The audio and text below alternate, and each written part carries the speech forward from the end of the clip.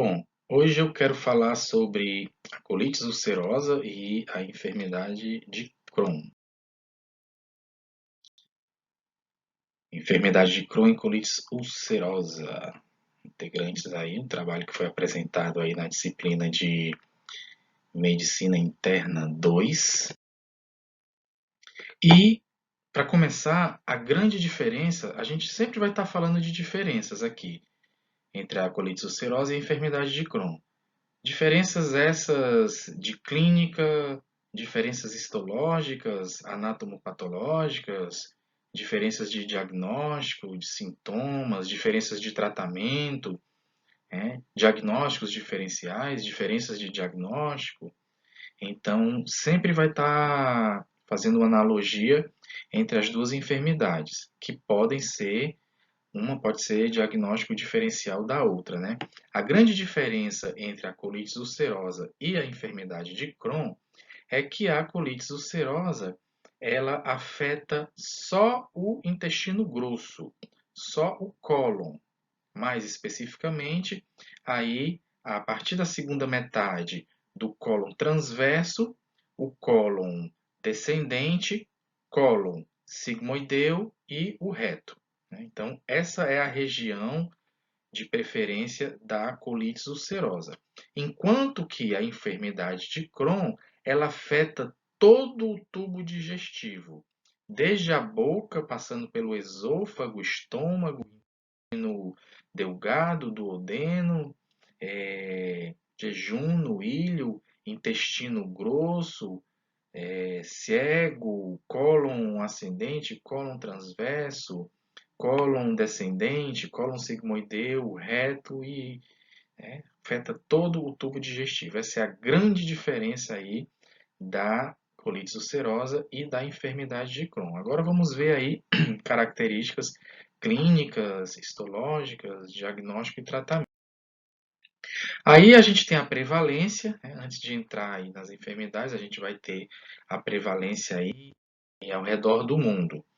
A gente tem aí esses países aí que a gente vê com a coloração vermelha, né? Países aí do norte, da América do Norte, como Estados Unidos, Canadá, Groenlândia também lá em cima, países do norte da Europa, né? E Austrália aí também figurando, com uma alta incidência dessas duas enfermidades, né? Esses países aí que estão em amarelo, como a Argentina, como países aí da Europa, como Portugal, Espanha, né? Uma parte ali do Oriente Médio também, a gente vai ter uma prevalência média. E esses países que estão em azul, como o Brasil, como a Rússia, como grande parte aí da Ásia, e o sul da África, né? África do Sul, a gente tem aí uma prevalência baixa e esses que estão em cinza, a prevalência, a incidência, ela é desconhecida, né? Agora, a gente pode perceber que países industrializados, né, como países da América do Norte, como Estados Unidos, por exemplo, tem uma alta incidência, né? E talvez a gente possa relacionar isso com o estilo de vida, mas, em contrapartida, países aí que a gente vê no norte da Europa, um índice de desenvolvimento humano bastante alto também, com uma prevalência grande, né? Então, ainda são desenvolvidos estudos para se descobrir por que em determinados países há uma prevalência maior, uma incidência maior do que em outros. E aí, falando da etiopatogenia, né? Em relação à etiopatogenia, a gente vai ter aí fatores genéticos, a gente vai ter fatores aí de dieta, de alimentação, como leite de vaca, né? A questão da lactância também materna. Vai ajudar, né? Há estudos que dizem que quanto menor foi o período de lactância, materna, isso vai se refletir futuramente em uma enfermidade crônica e uma colite ulcerosa, certo? A questão do açúcar refinado também, o baixo consumo de vegetais, frutas, né, fibras, também vai estar determinando aí no surgimento dessas enfermidades. Aquelas comidas rápidas, né, de fast food, também vai estar aumentando aí a incidência dessas enfermidades nos indivíduos. Deficiências nutricionais também vai estar determinando, né, a questão, principalmente em países, né, a gente vê, por que tem esses nutricionais e por que que os países menos desenvolvidos não têm uma incidência, uma prevalência tão grande, né, em relação à epidemiologia, né? Estudos ainda estão sendo desenvolvidos em relação a isso. Mas sabemos que o tabaco também vai influenciar a questão dos fumadores, né, dos fumantes, do cigarro. Ele vai estar evidenciando aí o desenvolvimento da enfermidade de Crohn, mas não está demonstrado isso na colite ulcerativa, né? Questão dos cigarros, apenas na enfermidade de Crohn. E os antibióticos também, os anticonceptivos orais, também vai estar relacionado, os anticonceptivos orais, né? Vão estar relacionados também ao surgimento das enfermidades intestinais como um todo, enfermidade de Crohn e colite ulcerativa, e do intestino também irritável, né? Existem outras enfermidades, a gente está se focando mais nessas duas, né? Que é a enfermidade de Crohn e a colite ulcerosa. Aí a gente vai ter algumas diferenças clínicas entre a colite ulcerosa e a enfermidade de Crohn, né? Quais são as diferenças entre elas, né? Primeiro eu falei que a enfermidade de Crohn vai afetar todo o tubo digestivo, enquanto que a colite ulcerosa vai afetar preferencialmente aí a partir da segunda metade do cólon ascendente, né? E o cólon do cólon transverso, perdão, e o cólon descendente aí vai afetar o cólon, né? Por isso o nome colites, colite ulcerosa. Então, em relação à rectorragia, né? Quando o paciente está tendo uma rectorragia, isso pode acontecer, né? Isso me leva a um possível diagnóstico, por exemplo, uma rectorragia pode ser uma diverticulites, né? Pode ser uma colite ulcerosa, tem 3 cruzes ali, né? Enquanto que a enfermidade de Crohn não tem uma incidência tão grande de rectorragia, certo? Esse sangue aí, eliminar o sangue aí nas fezes, né? Por exemplo.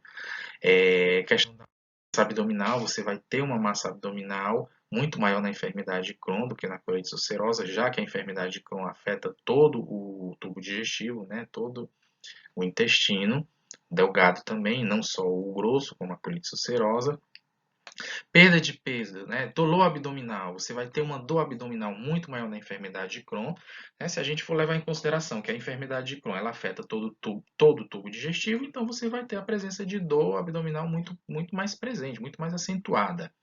A perda de peso também vai estar muito mais presente na enfermidade de Crohn. A febre vai ser igual, aí pode ser, não tem tanta febre, né? Mas ela é igual nas duas. Fístulas, a gente vai ter a presença de fístulas na enfermidade de Crohn, na colite ulcerosa isso é infrequente.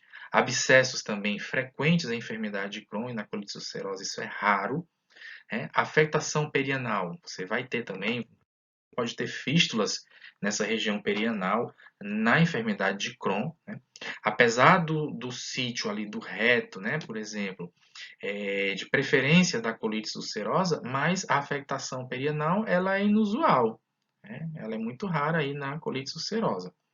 E a estenose intestinal, que vai ser um dos sintomas, uma das características, um dos acometimentos, né, que a enfermidade de Crohn vai causar, esse estreitamento da luz aí do tubo digestivo, vai ser bastante frequente na enfermidade de Crohn e vai ser entre a enfermidade de Crohn e a colite ulcerosa. Em relação ao diagnóstico, o que é que eu tenho de diagnóstico na colite ulcerosa? Eu vou ter aí a questão da analítica, né, que eu vou fazer uma análise aí em relação a anticorpos, que a gente tem a presença desses anticorpos aí na colite ulcerosa, e esse anticorpo aí, anticorpos anti-Saccharomyces, né, cerevisiae. Então a gente vai ter a presença de alguns anticorpos que vão ser específicos aí da colite ulcerosa e da enfermidade de Crohn também. Esses anticorpos aí vão estar presentes na analítica da colite ulcerosa. A gente pode fazer o coprocultivo também, né, que é o cultivo das fezes desse paciente. Uma colonoscopia também, né, a colonoscopia ela vai ser a de eleição, certo? Porque eu consigo visualizar através de uma imagem, de uma câmera, né, de uma sonda que é inserida aí no reto do paciente, ele vai poder me dar uma visão panorâmica de como que está esse colo, né, desse paciente, se está inflamado, se está eritematizado, edematizado.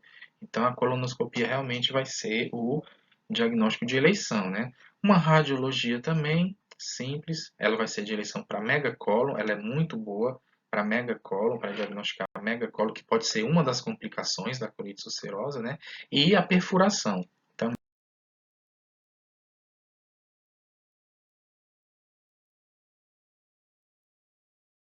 a gente vai ter isso. O enema opaco, que é um estudo, né, do estreitamento desse colo, a ecografia abdominal, né, com enema de água também, vai me dar uma avaliação da extensão e da atividade da colite ulcerosa, a gamografia e a anatomia patológica, né, que ela é fundamental junto com a endoscopia. A partir do momento que você faz essa colonoscopia, você já pode observar ali alguma alteração nesse cólon, você já faz, já extrai um pouco desse material, né, desse tecido para fazer essa biópsia, né? Porque uma das complicações também das evoluções da colite ulcerosa é o câncer de colo. Então é importantíssimo a questão da anatomia patológica. Um pouco mais adiante eu vou falar das diferenças anatomopatológicas entre a enfermidade de Crohn e a colite. Então, em relação à enfermidade de Crohn, também vai ter uma analítica, né? Isso vai, como eu vou ter ali a presença dessa irritação no intestino delgado também, então isso vai provocar aí uma anemia megaloblástica, né? Eu vou ter aí a questão da vitamina B12 que eu tenho que analisar e também tem alguns anticorpos aí. O cultivo também. Aqui no caso da enfermidade de Crohn já seria uma endoscopia superior e inferior, né? Enquanto que a colite ulcerosa vai me dar uma endoscopia aí inferior, né, digestiva baixa, porque ela está mais afetada aí a partir da segunda metade do cólon transverso, né, e baixando aí no cólon descendente, e a enfermidade de Crohn em todo o tubo digestivo, então eu vou ter aí como um exame de imagem a endoscopia tanto superior e inferior, que já que afeta todo o tubo digestivo, né? E não só a inferior, como a colite ulcerativa. A radiologia simples também, para ver questão de perfuração e megacólon, né? Enema opaco também, de eleição e obrigado no estudo inicial fazer este exame. A ecografia abdominal com Doppler, né, para ver aí câmbios, né, no fluxo da parede, nesses vasos, né, porque isso pode causar perfuração, pode causar, né, uma afetação nesse fluxo sanguíneo, então é importante a ecografia abdominal com Doppler. A ecografia endoanal também, já que eu posso ter a região, na enfermidade de Crohn, a região perianal afetada, inclusive com fístulas, então é interessante a ecografia endoanal também, quando o paciente refere sintomas nessa região. A tomografia axial computadorizada, né, ataque abdominal, ela vai ser de eleição em abscessos abdominais, como pode ser uma das complicações da enfermidade de Crohn, os abscessos abdominais. Então eu tenho aí ataque abdominal para detectar esses abscessos. A ressonância magnética também, né, para avaliar a integridade do aparato esfinteriano, identificar fístulas, né, também porque vai ser uma complicação bem frequente na enfermidade de Crohn, a questão das fístulas, então a ressonância magnética me dá esse suporte. E a anatomia patológica também, isso pode me levar a algumas neoplasia, né, metaplásia e neoplasia. Aqui a gente tem as diferenças endoscópicas entre a enfermidade de Crohn e a colite ulcerosa, né? Como é que vai ser a questão da hiperemia? Na enfermidade de Crohn, ela vai ser parteada. O que é que isso significa? Que ela vai ter pontos, diversos pontos em todo o tubo digestivo, né? Eu posso ter a partir do estômago, aí eu tenho uma zona ali no estômago, aí eu tenho uma zona ali no duodeno, eu tenho uma zona no intestino grosso. Então, é por zonas, né?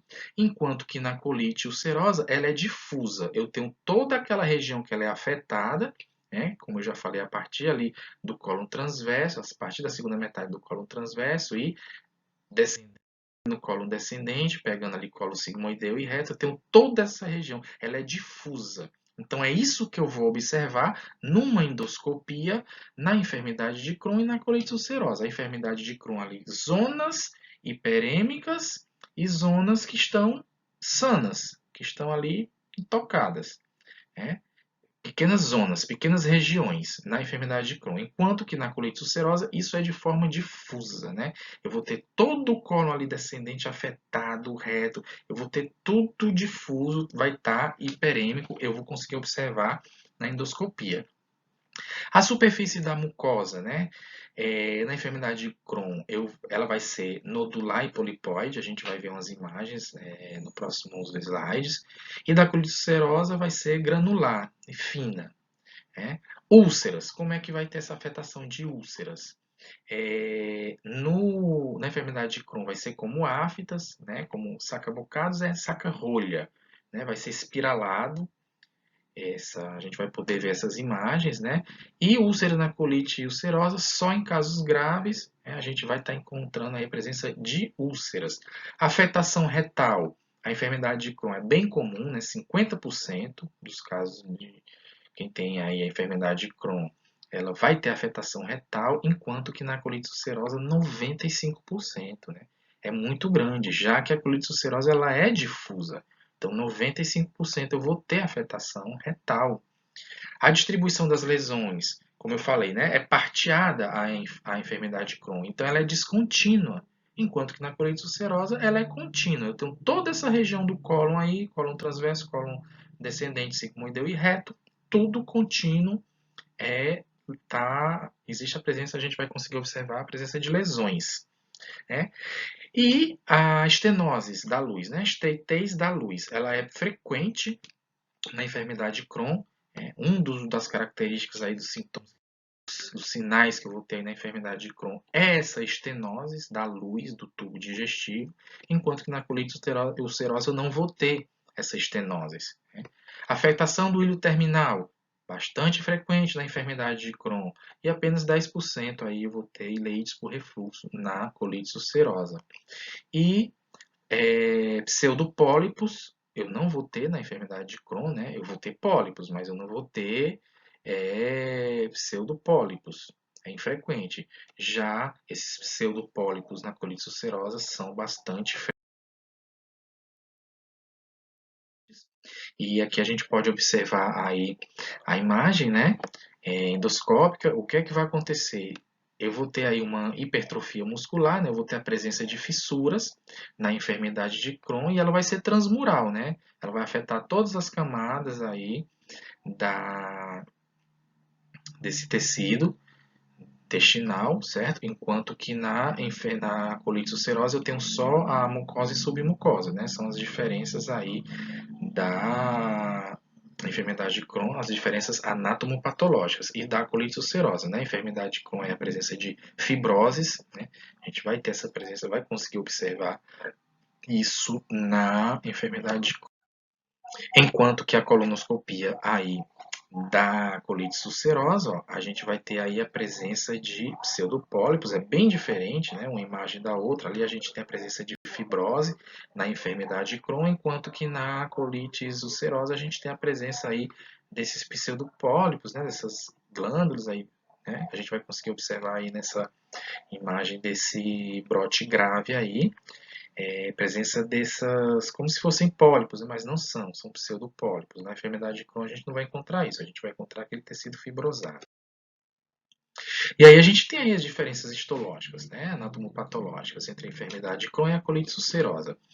Na enfermidade de Crohn, aí a distribuição, como falei, vai ser parteada e na colite ulcerosa vai ser difusa. Né? A afetação vai ser transmural, ou seja, você vai pegar todas as capas ali do tecido, enquanto que na colite ulcerosa vai ser mucosa, né, submucosa. Aí você tem depressão de mucina, que vai ser ocasional na enfermidade de Crohn, e na colite ulcerosa vai ser habitual. Você vai ter metaplásia também. A gente sabe que a metaplásia é a antessala do câncer. Então você vai ter o que é a metaplásia? É a modificação das células, né? As células que elas estão em determinada região, um determinado tecido, que elas têm uma morfologia adequada para aquele tecido, elas vão mudando essa morfologia delas, né? Elas vão mudando. Então a gente tem isso aí na enfermidade de Crohn. Isso vai ser ocasional, não vai ser muito frequente, né? E quando a gente tem essa metaplasia, ela vai ser focal. Ela vai estar naquele ponto específico, já que ela não é difusa como a colite ulcerosa, né? Então, em alguns focos, a gente vai ter aí a presença de metaplásia. Por isso que a colite ulcerosa tem como complicação muito mais frequente o câncer de cólon, porque a metaplásia é muito maior, é muito mais frequente na colite ulcerosa, a modificação das células do intestino grosso. Abscessos, células de Pannett também, abscesso de cripta, ocasional na enfermidade de Crohn, típico na colite ulcerosa. Neutrófilos aí, livres, lâmina própria, vai ser típico na enfermidade de Crohn, porém vai ser focal, na colite ulcerosa vai ser infrequente, né? E granulomas vai ser bem característico na enfermidade de Crohn, enquanto que na colite ulcerosa você não vai ter essa questão dos granulomas. Tá aí as diferenças anatomopatológicas aí. Nessa imagem da esquerda, a gente vê uma anatomia patológica normal, né? Todas as características aí do tecido aí do intestino, né? Nessa imagem do meio, a gente vai ver a enfermidade de Crohn. Vejam como você tem aí a presença, né? Você tem a estenose desse tubo digestivo, né? O estreitamento, você vai ter as fissuras também e afetando todas as camadas, né? Ela é transmural. Enquanto que na colite ulcerativa, você vai ver aí na imagem da esquerda aqui, da direita, né, perdão, essa colite ulcerativa, ela vai afetar, né, aqui a presença de pseudopólipos e vai afetar aí a mucosa, né, e mucosa, submucosa, ela não vai afetar todas as capas. Aqui você tem na lâmina como se fossem glândulas, né, você vê essas presenças de glândulas. Aqui você vê o tecido digestivo aqui normal, né, com todas as suas características do tecido digestivo.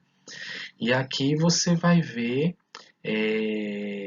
a inflamação, a edematização e a estenose dessa enfermidade de Crohn, essas fissuras, e aqui na colite ulcerativa como se fossem glândulas, né? Então, diferença muito grande, histológica, anatomopatológica aí, entre as duas enfermidades para o tecido normal, né? Como a gente pode observar aqui nessa imagem. Aqui eu quero falar um pouco sobre a estratégia de diagnóstico da colite ulcerosa, né? Você vai fazer uma anamnese com esse paciente. Esse paciente vai se queixar, vai chegar lá o motivo de consulta, né? No caso da colite ulcerosa, vai ser dor abdominal, né? Pode ter aí uma rectorragia.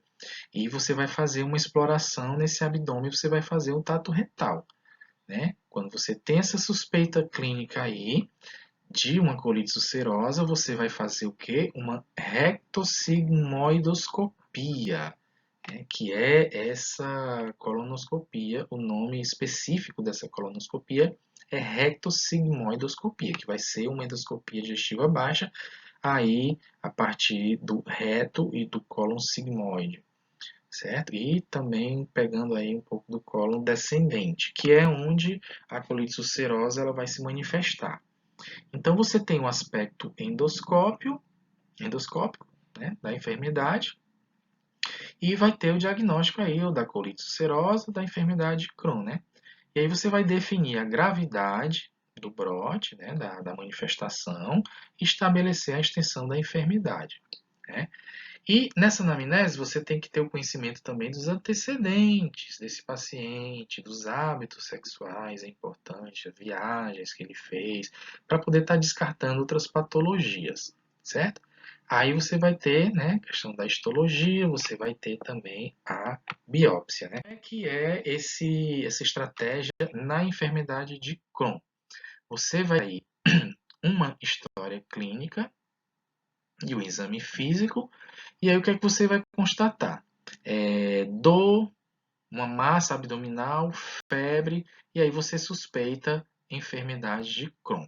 Você vai fazer uma radiologia, uma endoscopia, uma anatomia patológica para dar esse diagnóstico da enfermidade de Crohn, definir a gravidade, estabelecer a extensão, e aí se vai abarcar o cólon, o intestino delgado, né? Clínica digestiva alta. Se abarcar o cólon aqui, você vai fazer um raio-x abdominal colonoenema opaco, aquele exame lá que já foi mencionado, né? Em intestino delgado você vai ver o trânsito intestinal e a clínica digestiva alta você vai ver aí a gastroscopia duodenal. Então já foi falado que enquanto na colite ulcerosa você vai ter a endoscopia tanto alta como baixa, na colite ulcerosa você vai ter a endoscopia baixa, na enfermidade de Crohn as duas, tanto alta como baixa. E aí você vai ver aqui a questão dos métodos complementares, né, de diagnóstico, se existe essa necessidade, né? Se não, já fecha aqui o diagnóstico, né? Gamografia, leucócitos marcados, a ecografia abdominal e a tomografia, certo? Então, aqui os sintomas da enfermidade de Crohn. Você vai ter diarreia, essa suspeita clínica, né? Diarreia, febre, supuração perianal, né? Afeta muito essa região perianal e pode causar fístulas, abscesso de parede, supuração vaginal também no caso das mulheres, pode ter também oclusão intestinal. Então, com essa oclusão intestinal, a enfermidade de Crohn é muito comum o estreunimento, né? A constipação, porque tem essa oclusão, essa obstrução intestinal. Né? E suspeita de enfermidade de Crohn, você vai desenvolver toda a próximo slide. Então, o que é que eu vou ter também? Diagnóstico diferencial com outras enfermidades. Né?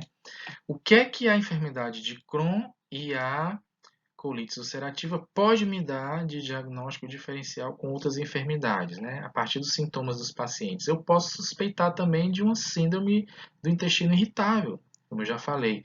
E aí eu vou tirar essa dúvida através da analítica e de provas complementares normais. Colites infecciosas também, né? Eu tenho germes aí como Shigella, Campylobacter, Giardia, outros tipos de colites também. Apendicites aguda também pode ser um diagnóstico diferencial, porque se eu tenho dor ali no intestino, se a minha enfermidade de Crohn está afetando a região ali da fossa ilíaca direita, eu posso me confundir com apendicite. Tuberculose também, linfomas intestinais, embaraço ectópico, enfermidade inflamatória pélvica. Então, eu tenho uma série de enfermidades que podem são importantes as estratégias diagnósticas. Eu vou ter também complicações dessas enfermidades, a enfermidade de Crohn e a colite ulcerativa. Eu vou ter complicações oftalmológicas, complicações hepatobiliares. Complicações oftalmológicas eu posso ter o quê? Epiesclerites e eu posso ter uveites também anterior. Como aí você vê, ó, que a epiesclerites é mais frequente em enfermidade de Crohn, que a uveites anterior é mais frequente em colite ulcerosa. Eu vou ter aí as complicações extraintestinais hepatobiliares, como a colangite esclerosante primária, como a hipertransaminacemia,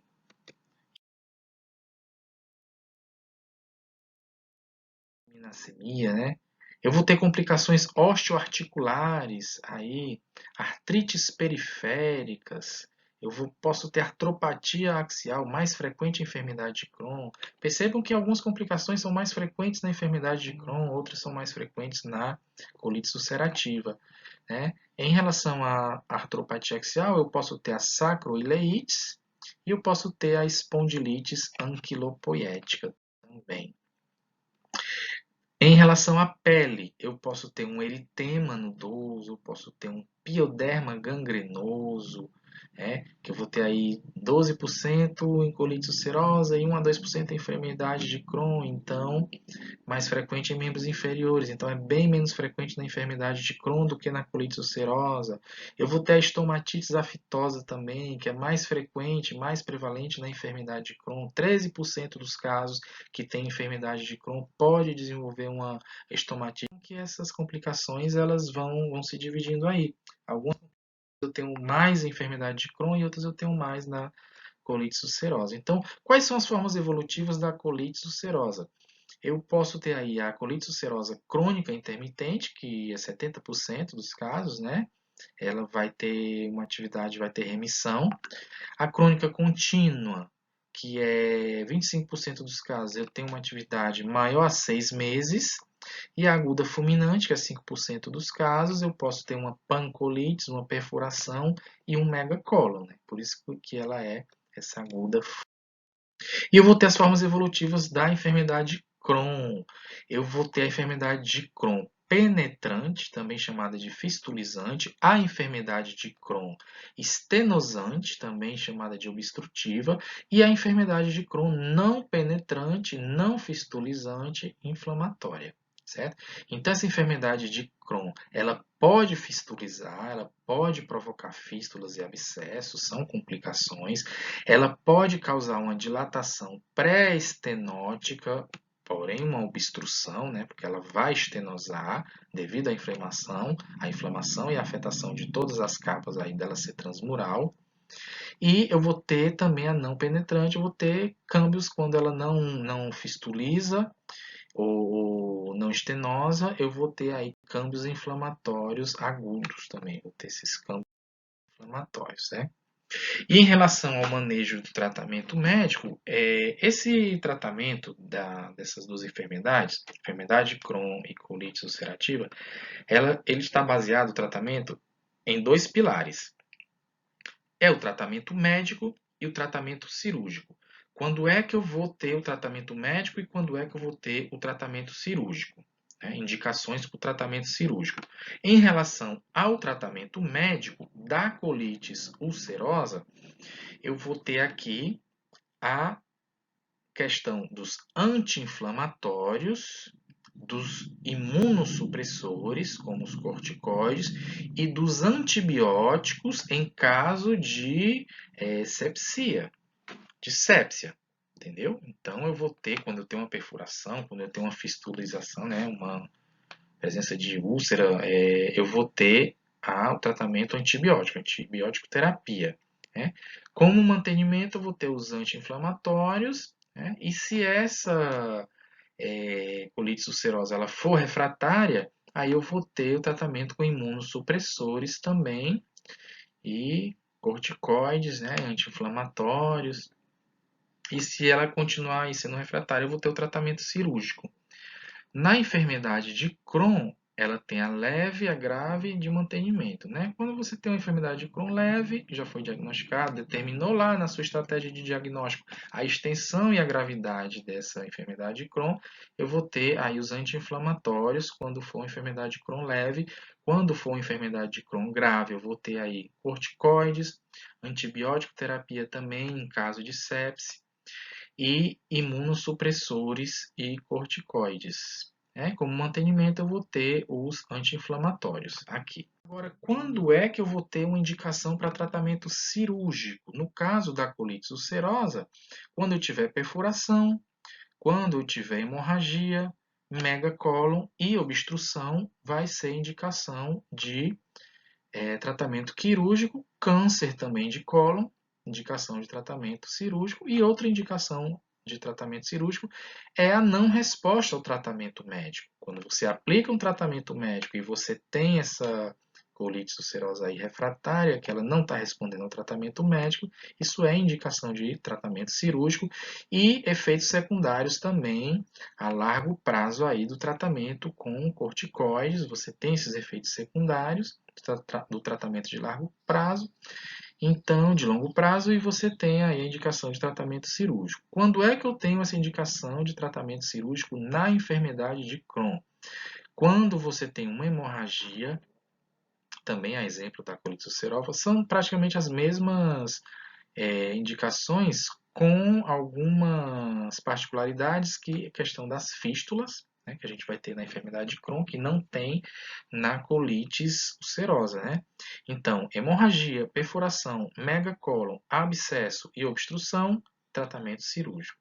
Fístula enterovesical e enteroentérica e perianal também, vou ter faltou aqui perianal, é tratamento também, indicação de tratamento cirúrgico e, igualmente, a colite ulcerosa, a não resposta ao tratamento também são indicações aí, também é indicação de tratamento cirúrgico.